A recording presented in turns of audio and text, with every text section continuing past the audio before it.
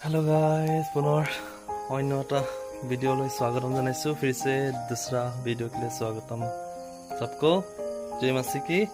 तो आज सुबह को ही निकला हुआ, अभी शाम को आए हैं अपने रूम पर। तो अभी अभी पहुंचे हैं।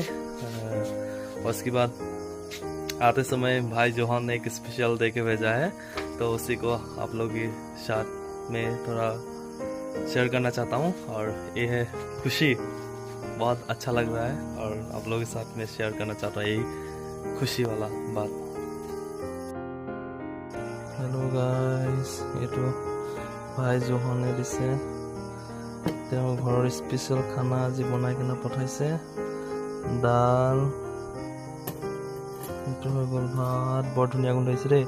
তাৰপিছত আখনি চাটনি, তাৰপিছত ইয়াতে মেইন বস্তুটো আছে।